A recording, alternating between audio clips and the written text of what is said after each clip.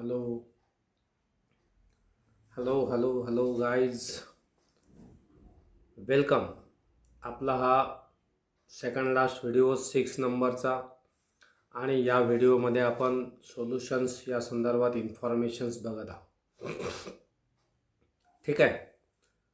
तर सोल्युशन्समध्ये आपण अनेक सगळे पॉईंट्स बघितले.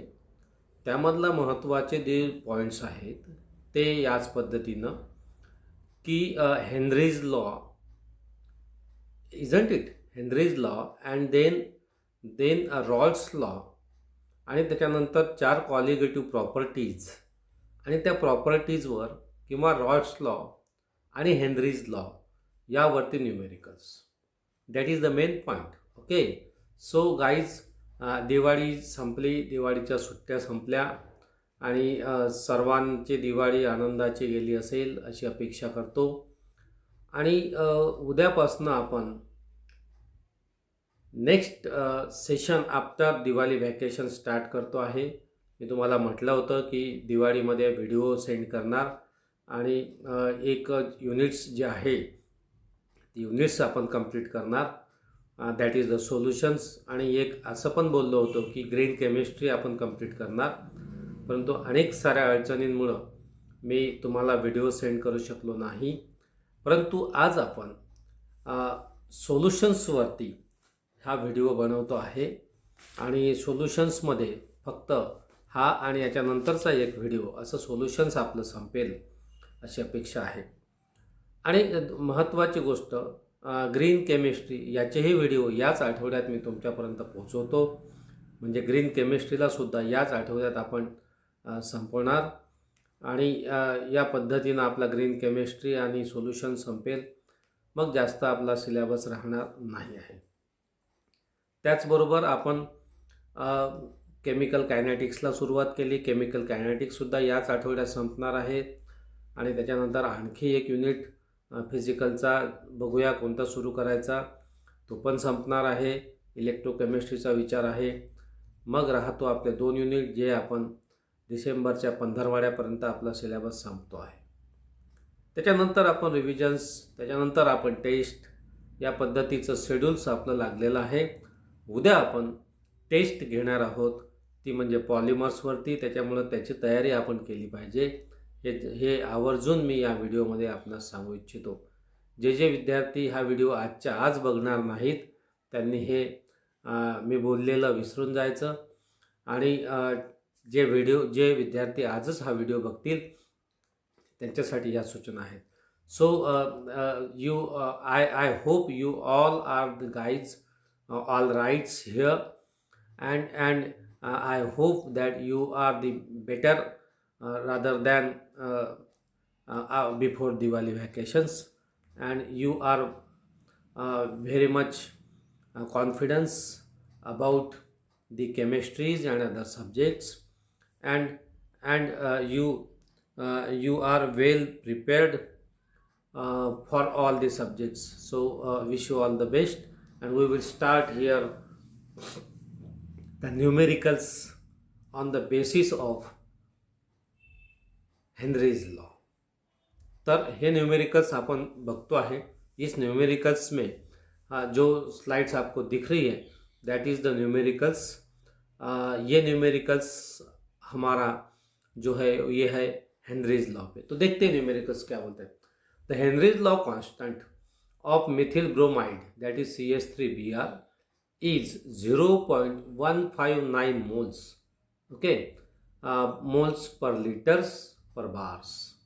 Okay, so ये है हमारा हमको दिया हुआ जो होगा वो दिया हुआ है यहाँ पे.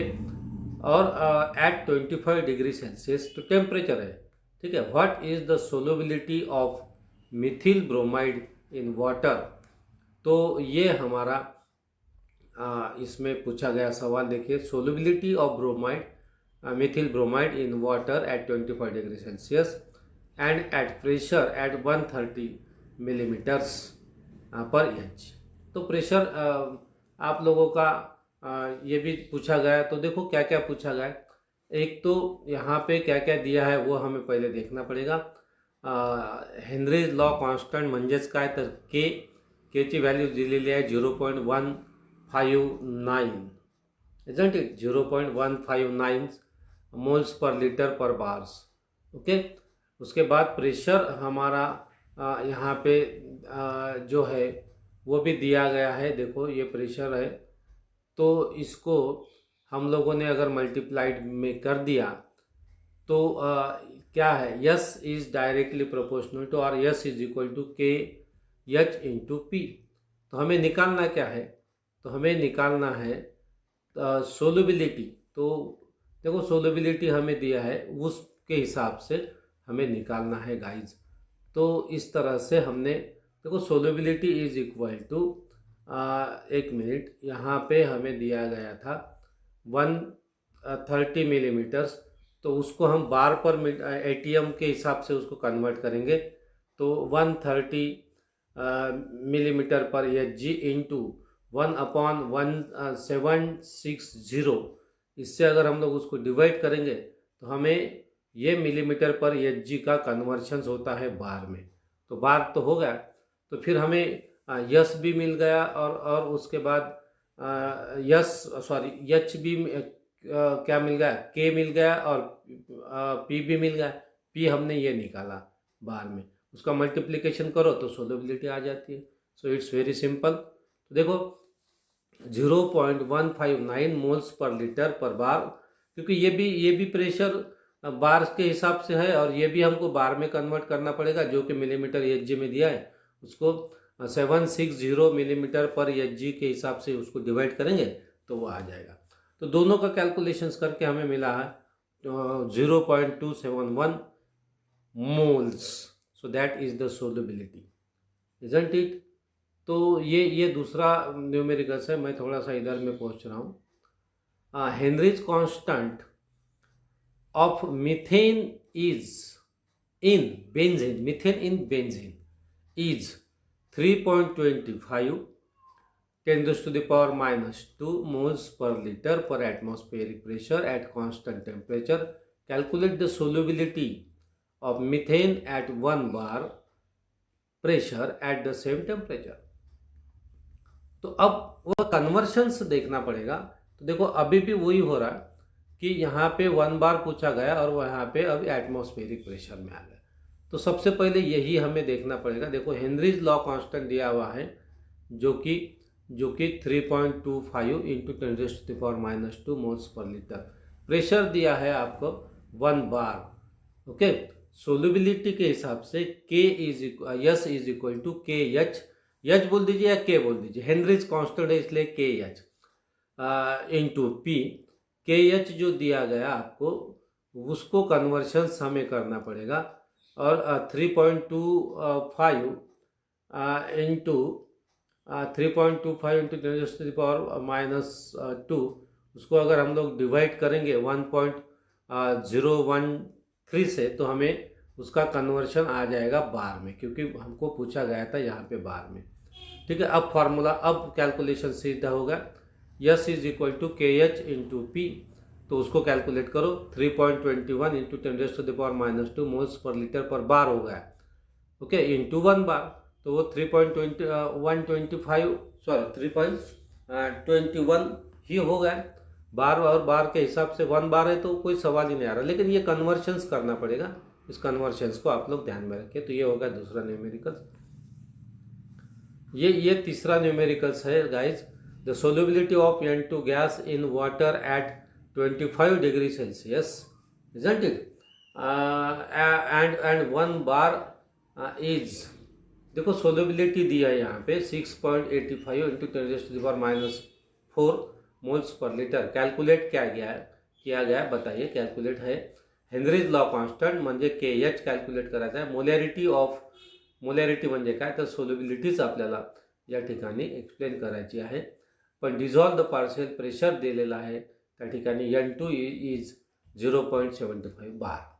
ओके, तर पहा काय काय दिलेलं आहे। सोल्युबिलिटी दिलेली आहे N2 ची सर्वात पहिले 6.85, जरा याला बघून घ्या। 6.85 सोल्युबिलिटी दिलेली आहे। प्रेशर दिलेला आहे 1 बार। नायट्रोजनचं प्रेशर दिलं आहे 0.75 हेनरीज कॉन्स्टंट आणि मोलॅरिटी काढायची आहे. तर पहिले काढूया guys S is equal to K H into P. तर युझिंग द फॉर्म्युला आणि के एचची व्हॅल्यू काढली आपण, एस अपॉन पी केलं तर 6.85. फार इझी न्यूमेरिकच आहे. 6.85 इंटू 10⁻⁴. 1 बार आहे, 1 व्हॅल्यू आहे बारची, तर त्याला डिवाइड बाय 1 केलं तर 6.85 ही झाली के एचची व्हॅल्यू. के एच दिलेला आहे तुम्हाला. त्याच्यानंतर या ठिकाणी प्रेशर दिलेला आहे. के एच इंटू प्रेशर जर केलं आपण तर आपल्याला सोल्युबिलिटी येऊन जाईल, म्हणजेच मोलॅरिटी येऊन जाईल. तर मोलॅरिटी आली गाईज 6.85 इंटू 10⁻⁴ इंटू 0.25. तर ते येते 5.138 into 10⁻⁴ moles per litre. That is the Henry's law constant आणि मोलॅरिटी. ओके, मोलॅरिटी म्हणजेच काय तर सोल्युबिलिटी या ठिकाणी आपण बोलतो आहे. तर या पद्धतीनं हेनरीज लॉ कॉन्स्टंटवरचे 3 न्यूमेरिकल्स आपण बघितले. तुम्ही हे तिन्ही न्यूमेरिकल्स लिहून ठेवा, फार सोपे आहेत. आणि जास्त न्यूमेरिकल्स जर तुम्हाला सापडले तर तुम्ही सोडवा. अदरवाईज तुम्हाला जास्तीचे न्यूमेरिकल्स पाहिजे असेल तर एक्झरसाईजमधले सोडवा. त्याच्यापेक्षा जास्त पाहिजे असेल तर मला व्हॉट्सअप करा, मी तुम्हाला त्याच्या संदर्भातले अनेक सारे न्यूमेरिकल्स सेंड करून देईन. चलिए गाइस, नेक्स्ट ये देखिए, ये भी है एक न्यूमेरिकल्स कि fish generally need oxygens concentration at 3.8 milligrams per liter for survivals. Okay, what partial pressures of oxygen above the water needed, okay, for the survival of the fish? Given solubility of O2 in water at 0 degree Celsius and 1 atmospheric pressure is. तो देखो pressure दिया है, concentration दिया है, उसके बाद solubility भी दी है. तो देखो सबसे पहले क्या क्या दिया है उसको समझते हैं गाइस. ठीक है, जस्ट मिनट, ये थोड़ा सा तिरछा हो गया मेरा कैमरा. हाँ, तो चले, ठीक है. तो इसको हम लोग देखते हैं. सबसे पहले हमें क्या दिया गया है, कॉन्सेंट्रेशन ऑफ O2 जो कि ऊपर में दिया गया था. ठीक है, इसको थोड़ा सा मैं क्लिक करता हूँ गाइस. हाँ. तो कॉन्सेंट्रेशन ऑफ O2 दिया था हमें, ये देखिए कॉन्सेंट्रेशन ऑफ O2 दिया था 3.8, वही मैंने यहाँ पे लिखा. बाद में सोल्युबिलिटी दी है 2.2 इंटू 10⁻⁻3. पार्शियल प्रेशर तो फाइंड करना पड़ेगा के एच की वैल्यू. ठीक है, तो प्रेशर भी दिया हुआ है वहाँ पे, देखिए 1 एटमॉस्फेरिक प्रेशर है. तो उस हिसाब से हम लोगों को उसको बार में कन्वर्ट करना है, तो 1.013 से डिवाइड करना पड़ेगा, मतलब उतना ही आएगा. तो यहाँ पे K H is equal to S upon P 2.2 into 10⁻⁻3 moles per litre upon 1.013 bar. तो ये आ रहा है आपका के एच, मिल गया के एच. ओके, कॉन्सेंट्रेशंस कितना है फिश का, वाटर्स का 3.8 इंटू मिलीग्राम्स पर लीटर्स. तो ये हमें दिया गया है वहाँ पे. तो उसी को हम लोग अगर उसी को मोलैरिटी ग्राम्स के हिसाब से, वाटर का मॉलिक्यूलर मास कितना होता है, तो 32, 8 दोन्ही 16 वाटर, ऑक्सिजनचे 16 आणि 32. ओके, सॉरी इथे ऑक्सिजन आहे, ऑक्सिजन 2, तर एका ऑक्सिजनचा 16, 2 ऑक्सिजनचा 32, त्याने डिवाइड करा तर तुम्हाला या ठिकाणी कॉन्सन्ट्रेशनची 1.19. तर आता प्रेशर्स विचारलेला आहे, प्रेशर्स का ॲट व्हॉट प्रेशर विचारला आहे. ओके, तर ह्या इथे ॲट व्हॉट प्रेशर. तर प्रेशर काढू आपण. P is equal to S upon K H. S माझा आलेला आहे 1.19. ठीक आहे, सोल्युबिलिटी म्हणजेच काय, मोलॅरिटी आलेली आहे 1.19 अपॉन 2.17 इंटू 10⁻⁻3. तर येतो आपला 0.0548 bar. That is the partial pressures. Okay, so this is very important guys. ठीक है, तो ये इतने सारे न्यूमेरिकल्स आप लोग लिख लीजिए. मैं दूसरा वीडियो आपको भेज दूंगा और दूसरे वीडियो में हम लोग रॉल्स लॉ के बारे में न्यूमेरिकल्स पढ़ेंगे. Thank you very much guys. Hello guys, आतापर्यंत आपण न्यूमेरिकल्स बघितलेलं आहे. आणि हे न्यूमेरिकल्स, याच्या अगोदरचं जे न्यूमेरिकल्स होतं ते न्यूमेरिकल्स आपण हेनरीज लॉवरती बघितलं. आताचं जे न्यूमेरिकल्स आपण घेतो आहे ते न्यूमेरिकल्स तुम्हाला फार इझी जाईल. ते आहे रॉल्स लॉवर. तर हे न्यूमेरिकल्स इझी असतात, 2 किंवा 3 मार्काला विचारले जातात आणि न्यूमेरिकल्स MCQमध्ये पण येऊ शकतं. म्हणजेच काय तर येतच MCQमध्ये 1 किंवा 2 न्यूमेरिकल्स असतील. सेक्शन एमध्ये जो पहिला क्वेश्चन्स आहे फिल इन द ब्लँक्स म्हणजेच न्यूमेरिकल्स म्हणजे ऑब्जेक्टिव्ह क्वेश्चन्स MCQजमध्ये पण येतं. त्याच्यानंतर जो 1 मार्काला जो क्वेश्चन नंबर 2 येतो त्याच्यामध्येही येतं.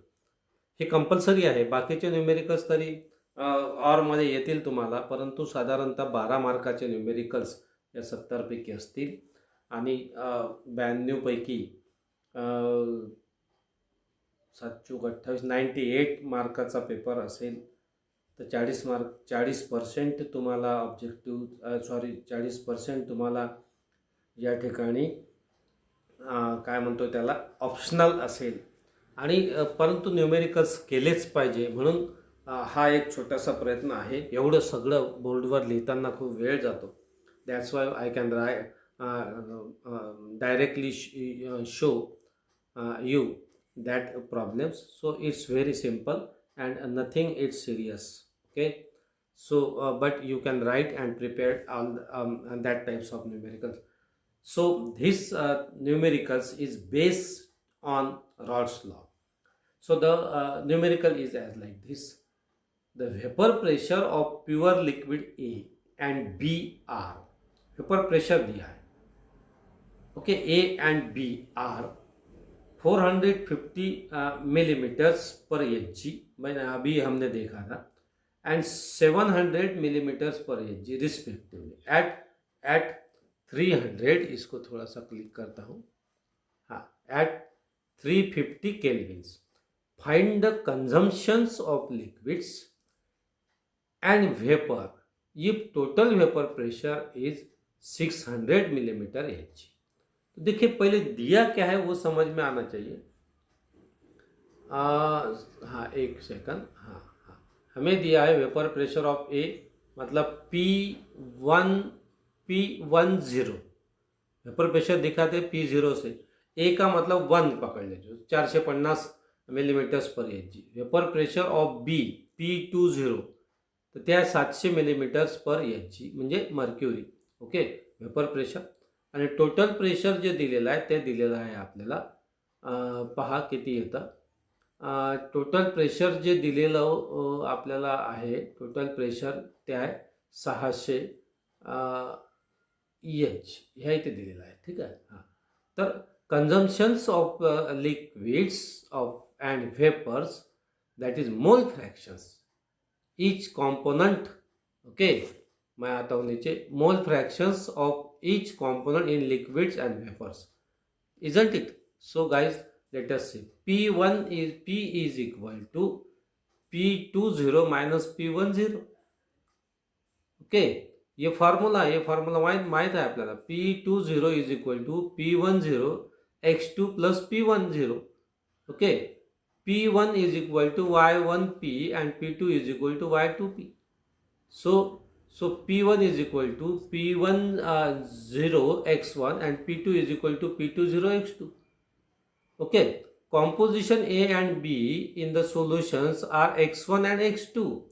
Let it be respectively considered. So P is equal to P20 minus P10 x2 plus P1. So ह्या जर व्हॅल्यू सगळ्याच्या सगळ्या आपण ठेवल्या, P10 आहे, P20 आहे, P दिलेला आहे, हेन्स 600 मर्क्युरी मिलीमीटर Hgला आपल्याला किती होईल तर पहा, 700 मायनस 450 अधिक 450, तर आपल्याला डायरेक्ट आन्सर येतं. आणि 250 Hg³ आणि या पद्धतीनं 250 x² हे याचं आन्सर्स आपल्याला येईल. So it's very simple. दुसरं बघूया. The vapor pressure of ethyl alcohol at 298 kelvins is 40 millimeters per Hg. its mole fractions of is in solutions with methyl alcohol is 0.40. What is its vapor pressures of the solutions in mixtures by obeys the Raoult's law. आता पहा इथे पण same आहे, काय काय दिलेलं आहे ते लक्षात घ्या. सॉरी, थोड़ा उल्टा हो गया तो इसलिए हाँ. तर दिलेला आहे आपल्याला वेपर प्रेशर 40. ठीक आहे. एक्स मोल फ्रॅक्शन दिलेला आहे आपल्याला या ठिकाणी हा 0.40.